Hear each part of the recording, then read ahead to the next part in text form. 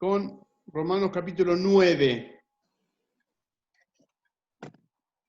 Si podemos, vamos a hacer todo el capítulo, no hay mucho que ver, para aclarar unos conceptos nada más. Así que comencemos leyendo versículos 1, 2 y 3. ¿Quién lee?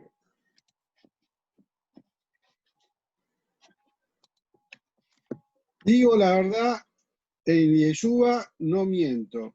Mi conciencia me la atestigua en el Espíritu Santo. Siento una gran tristeza y un dolor incesante en el corazón, pues desearía ser yo misma anatema, separado de Yeshua por mis hermanos, los de mi raza según la carne. ¿Quién tiene otra versión para el versículo 3? Nueva versión internacional tengo acá. Desearía yo mismo ser maldecido y separado de Cristo por el bien de mis hermanos, los de mi propia raza. Bien. Reina Valera traduce parientes. ¿Tiene alguien alguna otra traducción? Bueno. ¿A qué se está refiriendo Raf Shaul acá?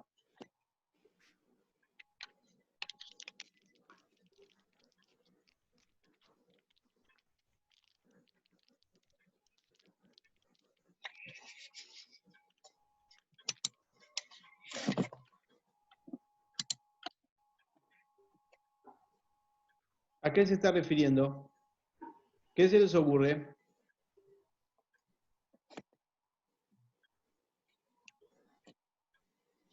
Piensen como rabinos.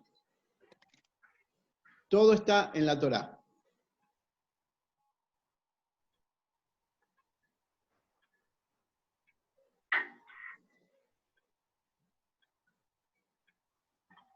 Cuando sucedió el pecado del becerro de oro, Moisés dijo: bórrame a mí del libro de tu vida, pero no destruyas a este pueblo. ¿Estamos? Entonces Rab Shaul está hablando de ese sentimiento. Y es más, las traducciones dicen anatema, ¿puede ser? Esa es la palabra jerem, rechazado por Dios. Me gustaría aún ser yo rechazado por Dios, pero no que mis hermanos, es decir, el pueblo de Israel, sea rechazado por Dios porque no ha reconocido al Mesías. Que es un paralelo directo con lo que sintió Moisés. Hasta el pecado del becerro de oro y esas palabras de Moisés, era Dios el que lo buscó a Moisés, lo llamó, le dijo lo que tenía que hacer y todo lo demás. A partir de ahí en adelante es Moisés el que quiere que ese pueblo salga adelante. Son cosas diferentes, se hace cargo de su misión. Versículo 4.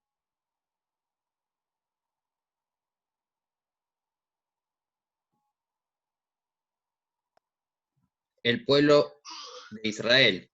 De ellos son la adopción como hijos, la gloria divina, los pactos, la ley y el privilegio de adorar a Dios y contar con sus promesas. Versículo 5. Ellos son los patriarcas y de ellos, según la naturaleza humana, nació Cristo, quien es Dios sobre todas las cosas, alabado sea por siempre. Amén. Muy interesante la traducción. ¿Alguien tiene la Biblia católica, la Nueva Biblia de Jerusalén? La católica. Acá la católica. ¿Qué A versículo ver. era? El 4 y 5. 4 y 5. 4 y 5. Ellos son israelitas. A ellos pertenecen la adopción filial, la gloria, las alianzas, la legislación, el culto y las promesas. A ellos pertenecen también los patriarcas, y de ellos desciende Cristo, según su condición humana, el cual está por encima de todo. Dios bendito eternamente. Amén. Bien, si prestan atención, no dice el cual es Dios. El cual es Dios es una traducción evangélica. Y Dios es bendito sobre todas las cosas es la traducción católica. No es lo mismo. En un caso está diciendo que Cristo es Dios, y en otro caso está diciendo que Dios es bendito. Dios bendito sobre todas las cosas, ¿a qué le suena? Baruch Hashem. Baruch Hu, bendito sea Él. Es la terminación del versículo tiene que ver con la tefilá. Esto fue escrito por una persona judía. La traducción está hecha por una persona cristiana. ¿Se dan cuenta? Yo acá tengo en la católica latinoamericana, Sí. dice, Él como Dios está también por encima de todo. ¿Cómo dice? No dice que es Dios, dice como Dios. Como Dios. Perfecto. Los israelitas, versículo 4, de los cuales son la adopción, la gloria, el pacto, la prolongación de la Torá, lo mismo, el culto y las promesas. ¿Qué es la adopción? ¿Por qué Israel es la adopción? Porque Dios los toma por pueblo. Porque Dios los toma por hijo. Por hijo, bueno. Éxodo 4:22.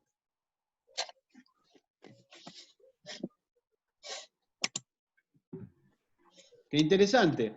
Dios toma a Israel por hijo. Entonces, ¿quién es el hijo de Dios? ¿Es Cristo? ¿Es Israel? Hay una relación filial entre el Padre y el Hijo. Padre Dios, Hijo Israel. ¿Está bien? Bueno. La gloria es la presencia de Dios, la Shejinah, ¿sí? El pacto es la Torá, la promulgación de la Torá, la revelación de la Torá, el culto, la forma de vivir la Torá, y las promesas son los profetas. De quienes son los patriarcas, Abraham, Isaac y Jacob, que implica la fe de los patriarcas, eso, ¿no? La forma de la fe. Y de los cuales descendió el Mesías y Yeshua, Cristo, en cuanto a descendencia física. De todo esto, lo que dice Rav Shaul es ser separado. Acuérdense el concepto rabínico de adherido y separado. Adherido es estar con Dios y separado es karet, cuando tu alma es completamente separada de la divinidad. Bien, versículos 6 y 7. Ahora bien, no digamos que la palabra de Dios ha fracasado. Lo que sucede es que no todos los que descienden de Israel son Israel. Tampoco por ser descendientes de Abraham son todos hijos suyos. Al contrario, tu descendencia se establecerá por medio de Isaac. Bien. ¿Qué está introduciendo acá Rav Shaul?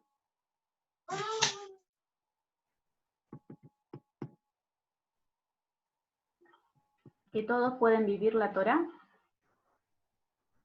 Esa es la interpretación cristiana, sin ofender. Y es correcto, pero no es lo que está diciendo en este versículo. Está hablando de que no todo Israel es Israel. Y que no todos los descendientes de los padres son Israel. ¿Entienden? Porque de esto va a surgir después el remanente. La idea del remanente. Que hay un grupo dentro del gran grupo que nunca se ha equivocado y que Dios siempre lo ha protegido. Que es el remanente. Algo de lo que los profetas hablaron. ¿Quiénes son? No todos los que descienden de Israel son israelitas.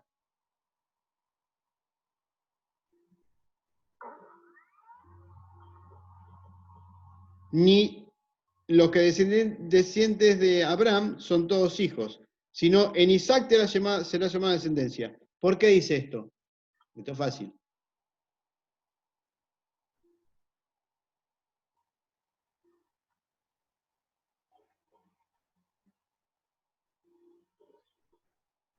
¿Cuántos hijos tuvo Abraham?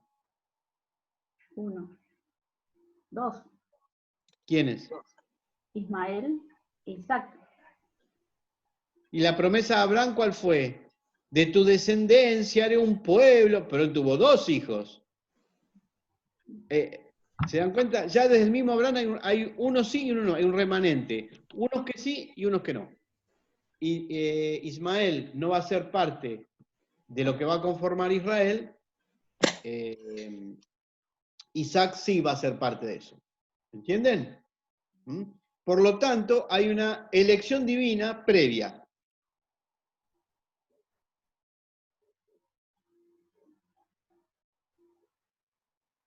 Versículo 8, 9, 10, 11.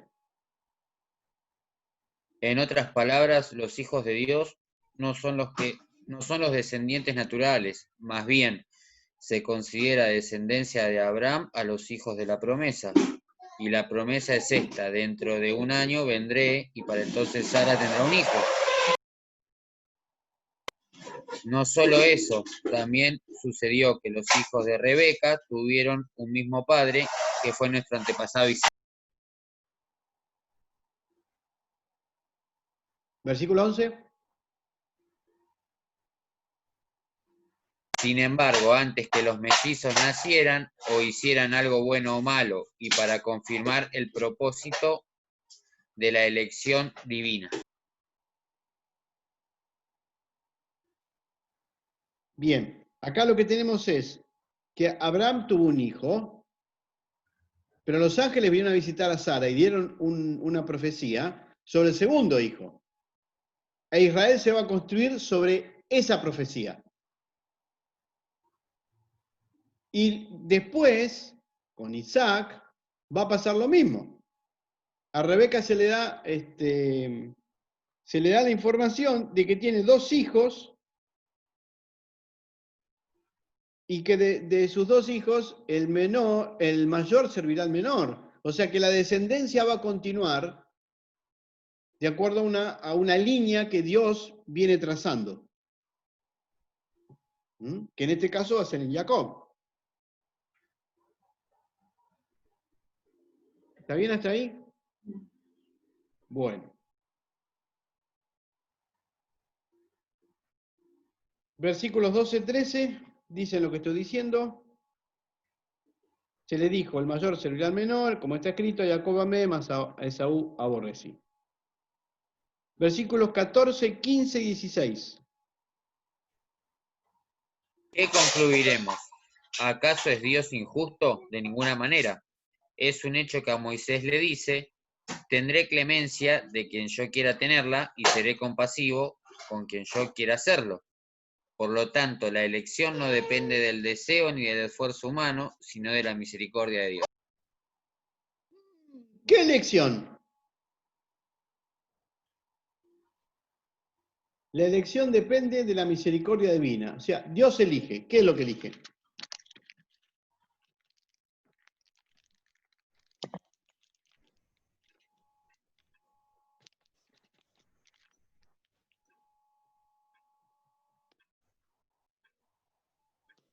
Dios elige qué alma nace para Isaac y qué alma nace para Ismael. Dios elige qué alma nace para la historia de Jacob y qué alma nace para la historia de Esaú. Y esto no es ni bueno ni malo.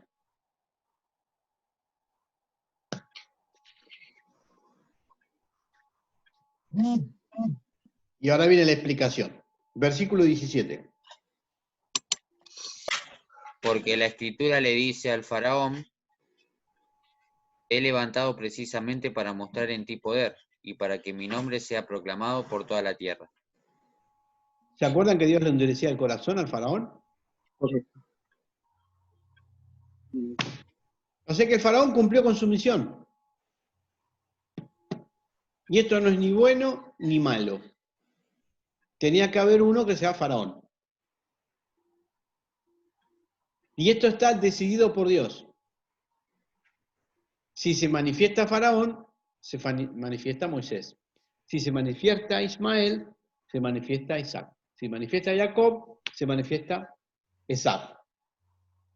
Se manifiesta el poder del ego, que es el faraón, se manifiesta Moisés, que es el hombre más humilde de la tierra. Todo esto depende de la voluntad divina. Volvemos al viejo tema, libre albedrío o predestinación. Acá, Rab Shaul, como lo plantea el rabinismo, está hablando de que cada alma tiene su misión.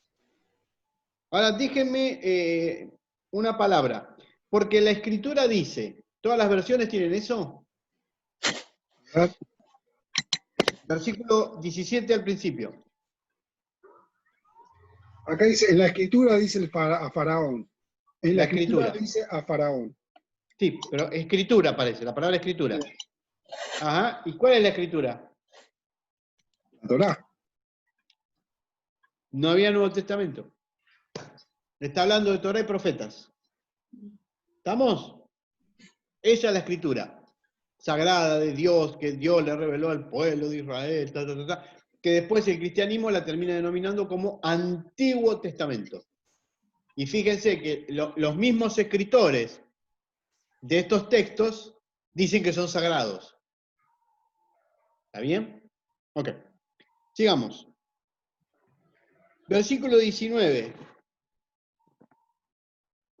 Pero tú me dirás, entonces, ¿por qué todavía nos echas la culpa a Dios? ¿Quién puede oponerse a su voluntad? ¿Y a quién le está hablando este hombre? Pero tú me dirás, entonces, ¿y quién es tú?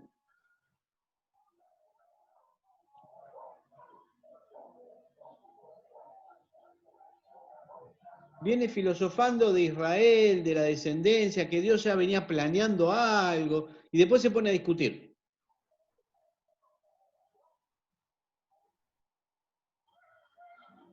Esto es rabinismo puro, es un adversario imaginario.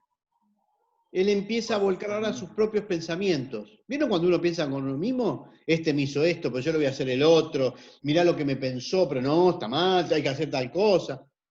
Es un adversario imaginario.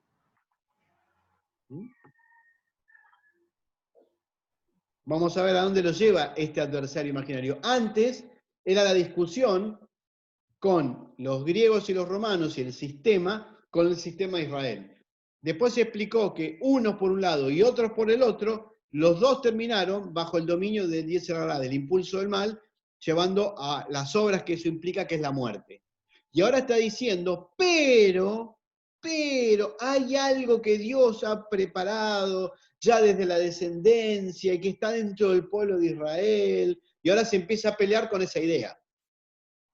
Ahora se pone como del lado de los que no son de la descendencia de la que él va a llamar buena, sino de los que no cumplieron la descendencia, que no cumplieron con lo que Dios esperaba de ellos. Es como que se pone del lado del adversario y pregunta y le responde, estaba medio pirucho. Una cosa así. Versículo 20.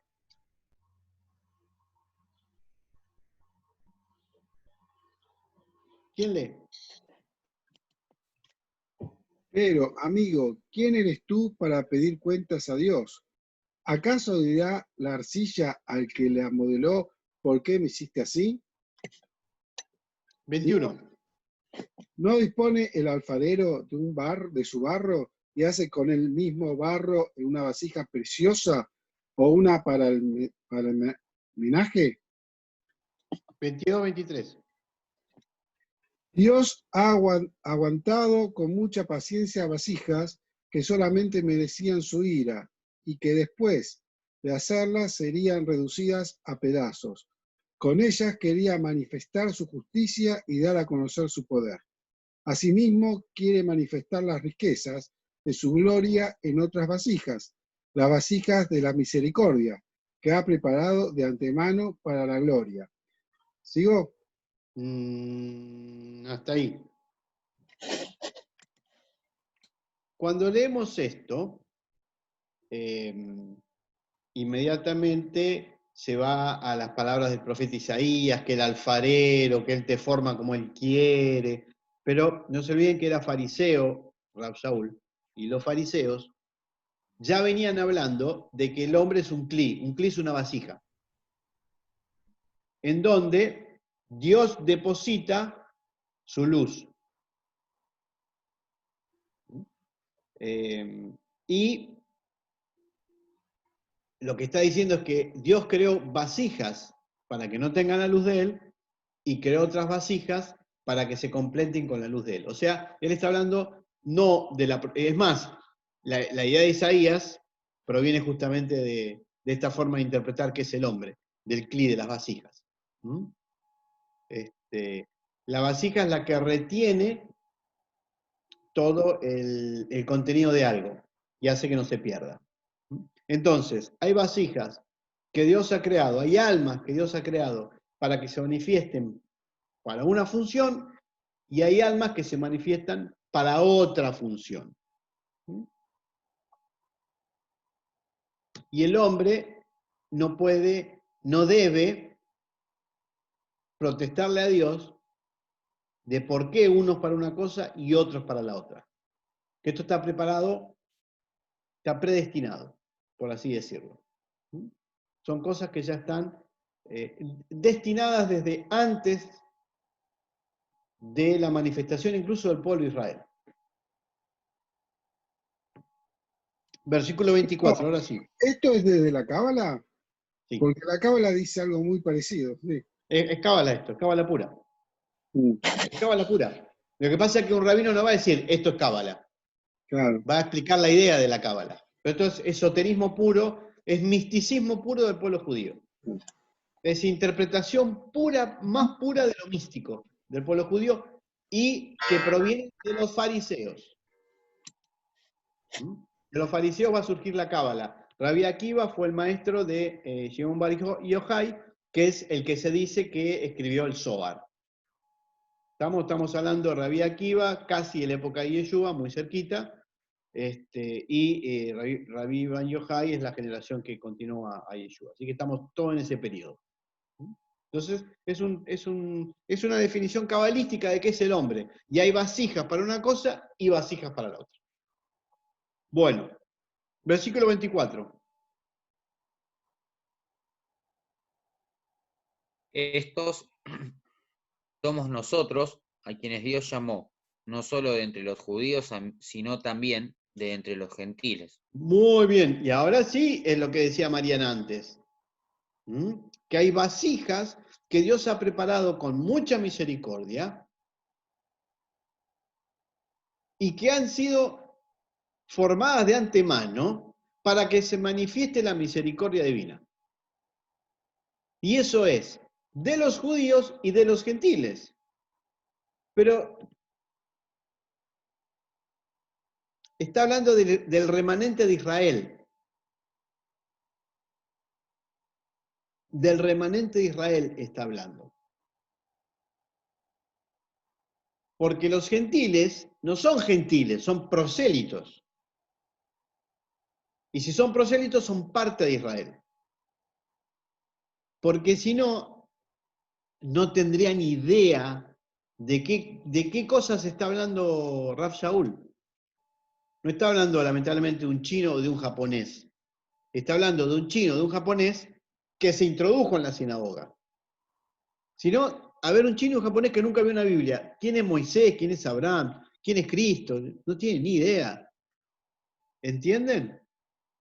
Entonces está hablando cómo se conforma el remanente del cual hablan los profetas, porque los profetas hablan de una era mesiánica en donde una parte de Israel se conserva en la línea de las almas elegidas para mostrar la misericordia divina y quién es Dios y qué es Dios. Y en ese remanente, lo que Rav Shaul agrega, confirma, porque Isaías lo dice, es que los gentiles forman parte.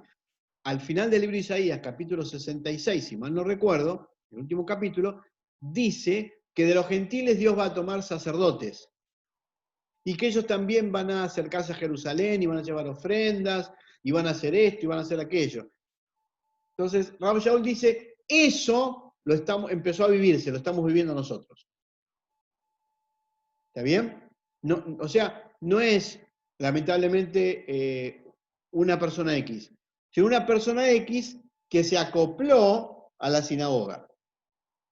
Está poniendo en igualdad de condiciones al judío físico del gentil, de que no es judío físico. Y acá la cuestión es que el que está en este proceso y que sigue al Mesías es porque Dios lo ha predestinado para eso.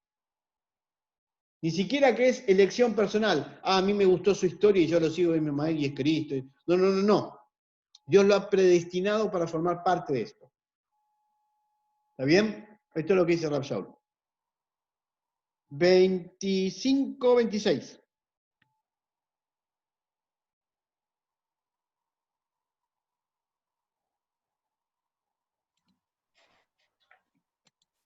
25, Reina Valera. Como también en Oseas dice, llamaré al que no era mi pueblo, pueblo mío, y a la no amada, amada.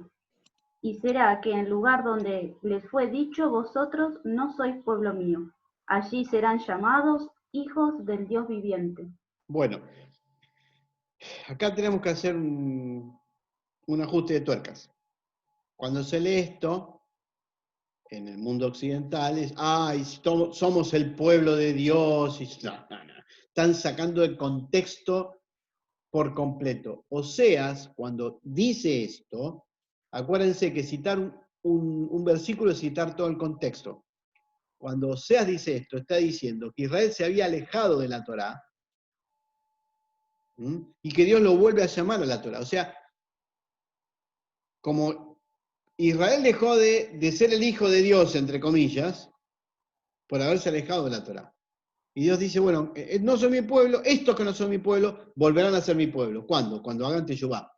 Es muy sencillo, es cuestión de leer las profecías, todo el libro de Oseas, y uno se da cuenta. Ya dijo anteriormente que los que no son judíos físicamente es lo mismo. Acá lo importante es vivir la Torá. Y vivirla como Yeshua la enseña.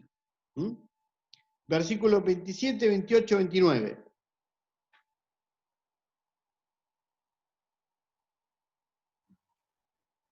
«27. También Isaías clama tocante a Israel. Si fuere el número de los hijos de Israel como la arena de la mar, las reliquias serán salvas. 28. Porque palabra consumadora y abreviadora en justicia, porque palabra abreviada hará el Señor sobre la tierra». ¿Otra versión? ¿Qué versión es esa? Reina Valera. ¿Qué versión?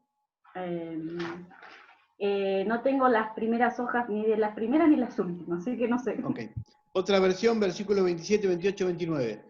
Respecto a Israel, Isaías dice sin vacilar, aunque los hijos de Israel fueran tan numerosos como la arena del mar, solo un resto se salvará. El Señor lo hará en esta tierra sin fallar y sin demora. También Isaías anunció, si el Señor de los ejércitos no nos hubiera dejado alguna descendencia, seríamos como Sodoma, parecidos a Gomorra. ¿Cuál es la salvación del remanente o del resto? ¿Qué es que se salvará? Es que de todo el grupo grande que se perdió y que cometió idolatría y que se alejó por completo de lo que Dios pidió en el monte Sinaí, ha quedado un pequeño remanente que ha sido fiel al pacto. Entonces, como han sido fiel a la Torá, se salvan del problema. ¿Entienden? No es la salvación de que van a ir al cielo y todo lo demás. Acuérdense que la salvación en el concepto judaico es la resolución de un problema. Entonces, ¿quién es el remanente? El que es fiel a la revelación divina en el monte Sinaí y se ha mantenido fiel aún cuando la mayoría del pueblo se ha alejado. Por eso cita a Oseas y por eso cita a Isaías. Y él, obviamente, como es seguidor de Yeshua, como todos nosotros, como Mesías, lo que plantea es que Israel, en su mayoría, se ha alejado de la voluntad divina y que muy pocos se mantienen como el remanente, que son los que creen que Yeshua es el Mesías y que van a vivir la Torah como Yeshua la enseñó. Para él, ese es el remanente. Esa es la concreción del remanente. Antes era una profecía. Él lo ve ahora como ya la concreción de la profecía.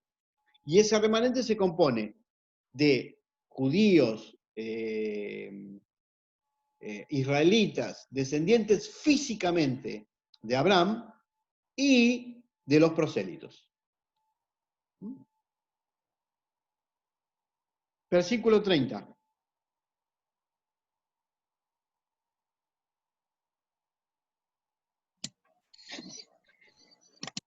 Entonces, ¿en qué quedamos? En que los paganos que no buscan el camino de rectitud, ¿lo encontraron? Hablo de la rectitud, es fruto de la fe. Hablo que la rectitud que es fruto de la fe. Entre paréntesis está. Sí. 31. 31. Israel, en cambio, que busca en la ley un camino de rectitud, no alcanzó la finalidad de la ley. ¿Y por qué? Lo que se está planteando es que entonces que los griegos, que eran unos paganos, son justos, y que Israel, que tiene la Torá, no es justo, o sea que los paganos son más justos que Israel, y ahora responde. 32.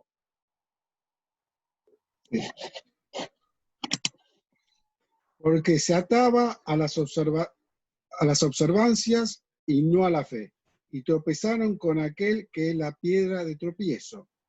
Como Es está decir, escrito, sí.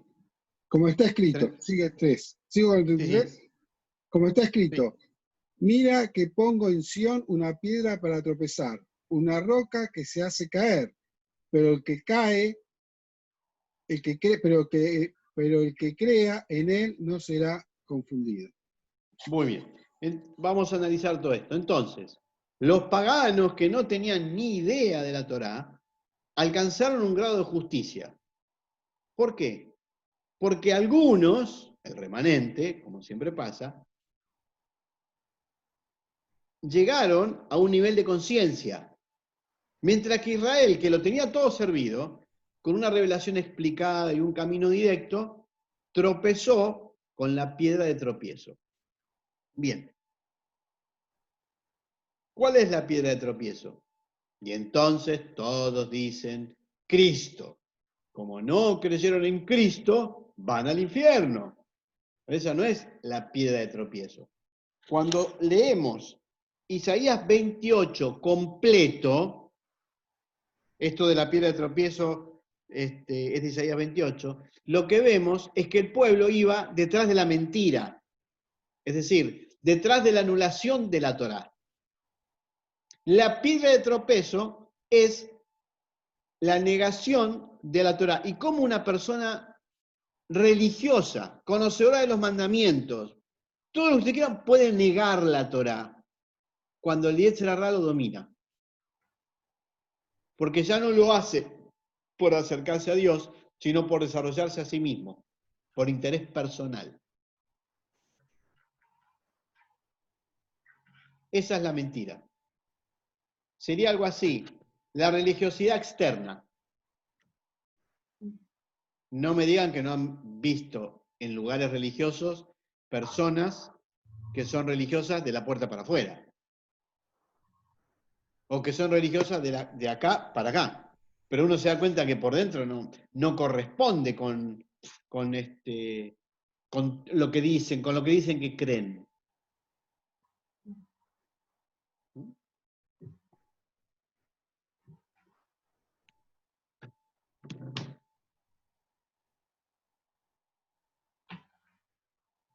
Israel respondió a Hashem, a Dios, Nacé Berisma, haremos y obedeceremos.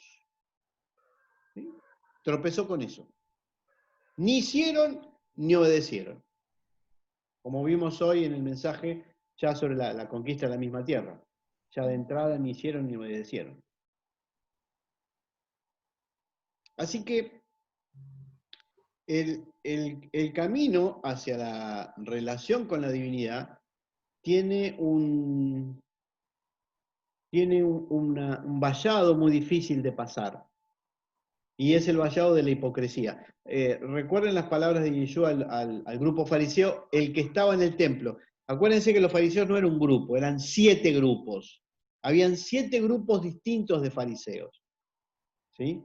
Y es más, el Talmud, cuando habla sobre los fariseos, los trata de hipócritas, de mentirosos, de serpientes. O sea, no hay mucha diferencia entre Yeshua y el Talmud respecto a los fariseos. Pero habían distintos grupos.